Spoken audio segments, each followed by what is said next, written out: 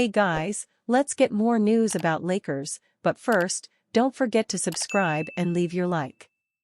Lakers JJ Redick hints at potential tough LeBron James decision. Lakers head coach JJ Redick and LeBron James during a game.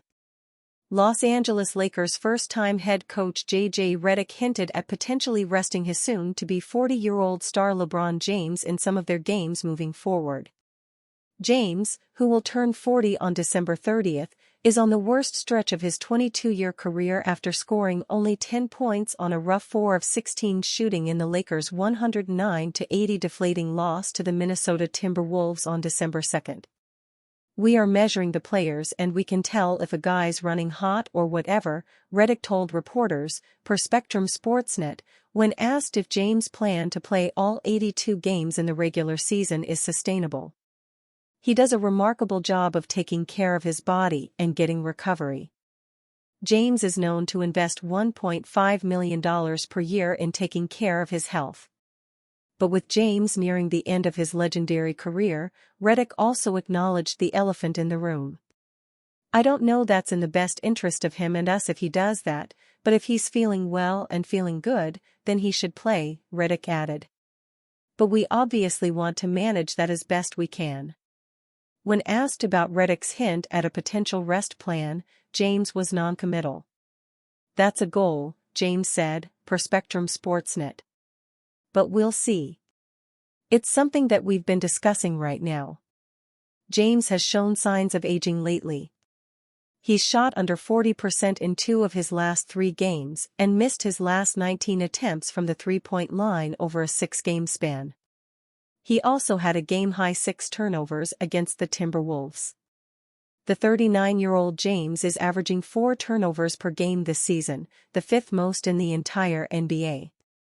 Redick, however, attributed James' struggles on the second night of a back-to-back to the Timberwolves' towering frontline, and not to fatigue. "They're a big team," Redick said of the Timberwolves, referring to their frontcourt of Rudy Gobert, Julius Randle and Jaden McDaniels.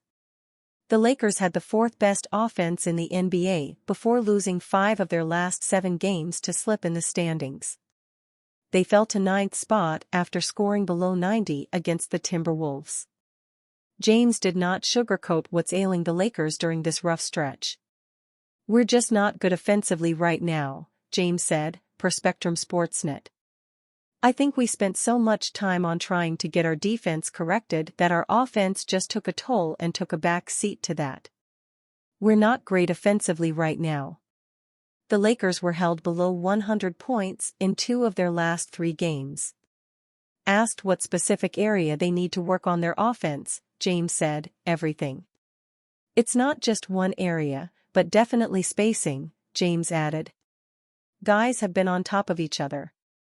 We're not getting our running habits as we were early on. But it's a little bit of everything. It's not just one thing." Jared Vanderbilt's saga has backed Lakers into an inescapable corner. Roughly 15 months ago, the Los Angeles Lakers made Jared Vanderbilt a franchise cornerstone by signing him to a 4-year, $48 million contract extension. It was a bold declaration that the franchise viewed his profound defensive ability as integral to the team's future success. Unfortunately, 15 months later, Vanderbilt has appeared in just 29 of the Lakers' past 103 games, and the highly anticipated date of his return from foot surgery has been delayed. Vanderbilt appeared in just 29 games in 2023-24 and underwent double foot surgery during the 2024 offseason to prevent future issues. Unfortunately, the Lakers' defensive ace has missed all 21 games in 2024-25 and a return date is more of a question mark than ever before.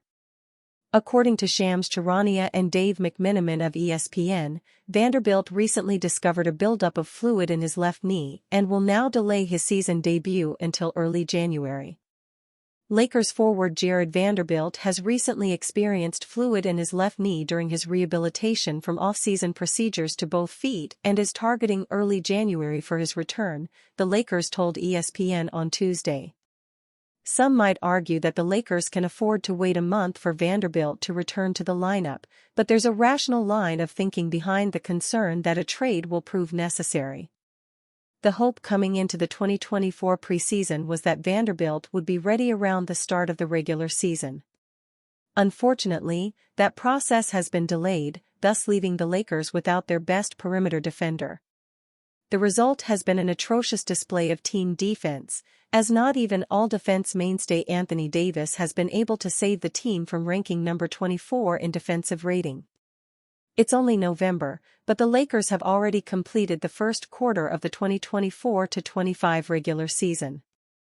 A 12-9 record inspires some degree of faith and optimism, but there are valid concerns about the team's ability to sustain their success. With this in mind, a harsh reality has presented itself to Rob Pelinka and the Lakers front office. It might be time to explore other options as far as defensive specialists are concerned. Even if Vanderbilt is cleared to return for the Lakers' first game in January, they'll have played 9 more games before then. The worst-case scenario is a 12-18 record that wouldn't be impossible to recover from, but the hole being dug is growing deeper by the day, including negative tendencies on defense. Even if the Lakers play well during that time, the fact remains that Redick will need to make a drastic change to the rotation in January, rather late in the game for someone's minutes to be cut for the sole purpose of clearing playing time for a player who hasn't debuted yet. It must also be acknowledged that Vanderbilt returning from injury doesn't necessarily mean he won't get hurt again. Considering 2024-25 is the first season of his 4-year, $48 million contract, that makes his injury history a necessary topic of discussion, including the potential for a trade. It's fair to assume that nothing will happen until at least December 15, when players who signed contracts during the 2024 period of free agency become eligible to be traded, but there are more question marks than ever before surrounding Vanderbilt. Weeks before the new year, the Lakers have already been backed into a corner. It's dangerously close to the time at which they'll need to come out swinging. Los Angeles Lakers' likely trade offer for impact big Jonas Valanciunas emerges, but there is a problem. A new report reveals what the Los Angeles Lakers will likely dangle in a potential trade for center Jonas Valanciunas. And it looks like the team won't mortgage premium draft assets for the Washington Wizards' big man. The Lakers have gotten off to a rock-solid start in the 2024-25 NBA season. Entering the year, expectations were diminished after they did not make any major moves in the summer and instead chose to go with a head coach change from Darvin Ham to first-timer J.J. Redick. The team is 12-9 heading into Wednesday and has real potential to be a top-6 squad this season, avoiding being in the play-in tournament for a third straight year.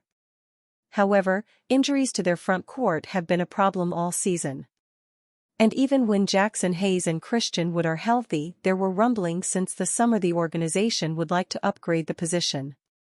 One player LA has constantly been linked to over the last few months is Wizards starting center Jonas Valanciunas. The 13-year veteran has always been a difference maker, and the combo of him and Anthony Davis in the front court be formidable in the NBA playoffs for the Lakers.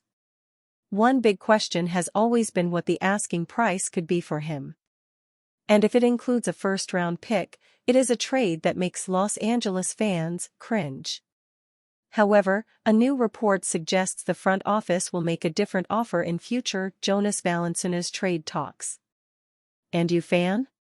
What do you think of the situation of Jonas Valanciunas? Leave your opinion in the comments.